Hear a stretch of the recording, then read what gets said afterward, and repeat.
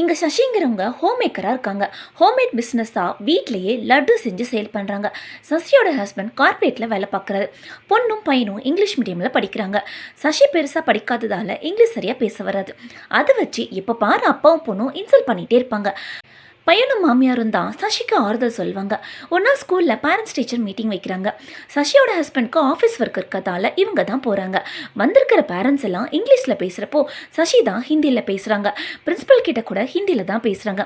மற்றவங்கெல்லாம் கேஷுவலாக பேசினாலும் பொண்ணுக்கு இது கௌரவ குறைச்சலாக இருக்குது. இவங்களுக்கு இங்கிலீஷ் தெரியாததால் பொண்ணு சுத்தமாக மதிக்கவே மாட்டேன்றா. அந்த டைமில் யூஎஸில் இருக்க சசியோட அக்கா பொண்ணுக்கு மேரேஜ் ஃபிக்ஸ் ஆகுது. மேரேஜ் ஒர்க்குக்கு ஹெல்ப் பண்ண சசி 1 மாதத்துக்கு முன்னாடி யூஎஸ் கிளம்பணும்.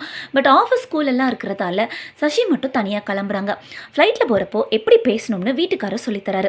ஃப்ளைட்டில் பக்கத்து சீட்டில் உட்காந்துருந்தவர் இவங்களுக்கு ரொம்ப ஹெல்ப் பண்ணுறாரு. எப்படி ஃபுட் ஆர்டர் பண்ணணும், எப்படி வீடியோ பார்க்கணும் எல்லாம் சொல்லித்தராரு.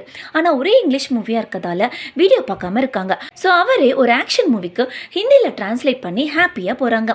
யூஎஸ் லேண்ட் ஆனதும் இமிக்ரேஷனில் எதுக்காக யூஎஸ் வந்திருக்கீங்கன்னு கேட்குறப்போ பயத்தில் ஏன் கல்யாணத்துக்கு வந்திருக்கேன்னு சொல்லி உளறிடுறாங்க. கூட வந்தவரும் எந்த விஷயத்துலையும் ஃபர்ஸ்ட் டைம்ங்கிறது ஒரு வாட்டி தான் வரும். ஸோ பயப்படாமல் யூஎஸை சுற்றி பார்த்து நல்லா என்ஜாய் பண்ணுங்கன்னு சொல்லிட்டு கிளம்பிடுறாரு. சசியோட அக்காவும் சின்ன பொண்ணு ராதாவும் பிக்கப் பண்ணிட்டு போயிடுறாங்க. பெரிய பொண்ணு ஒரு அமெரிக்கனை மேரேஜ் பண்ணிக்க போகிறா. ஒரு நாள் டின்னருக்கு அந்த பையன் வீட்டுக்கு வரான். எல்லாரும் இங்கிலீஷில் பேசிக்கிறாங்க. இவங்களுக்கு சுத்தமாக புரியல. ஸோ தூக்கம் வருதுன்னு போய் சொல்லிட்டு ரூமுக்கு போயிடுறாங்க. அடுத்த நாள் சசியோட அக்காவும் பெரிய பொண்ணும் ஆஃபீஸ் போயிடுறாங்க. ராதாவும் காலேஜ் போகணும். 2 hours தான் கிளாஸ். வீட்டில் தனியாக இருக்காங்கன்னு சொல்லி கிளாஸ் முடிகிற வரை இங்கே சுற்றி பாருங்கன்னு சொல்லிட்டு காலேஜ் போயிடறான். கொஞ்ச நேரத்தில் சசிக்கு பசிக்குது. ஆப்போசிட்டில் இருக்க காஃபி ஷாப்க்கு போகிறாங்க.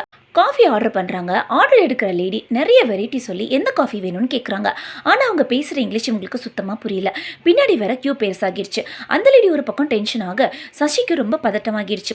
ஒரு வழியாக ஏதோ ஒரு காஃபி ஆர்டர் பண்ணிட்டு திரும்புகிறப்போ ஒருத்தர் வாங்கிட்டு போன ஃபுட்டு கீழே விழுந்துருச்சு. சுற்றி இருக்க எல்லாரையும் இவங்களை ஒரு மாதிரி பார்க்கவும் என்ன பண்ணுறதுன்னு தெரியாமல் பயந்து போய் வெளியில் ஓடிடுறாங்க.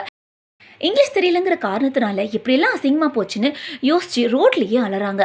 அப்போ காஃபி ஷாப்பில் க்யூவில் நின்றுட்டு இருந்த ஒருத்தர் இவங்க வாங்கின காஃபி கொண்டு வந்து கொடுத்துட்டு அவங்கள கன்சல்ட் பண்ணிட்டு போகிறாரு.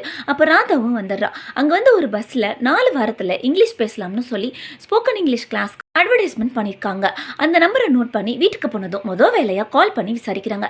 வீட்டில் இருக்க யாருக்குமே தெரியாமல் இந்தியாவில் சேர்த்து வச்சிருந்த காசை வச்சு கிளாஸில் ஜாயின் பண்ணிடுறாங்க.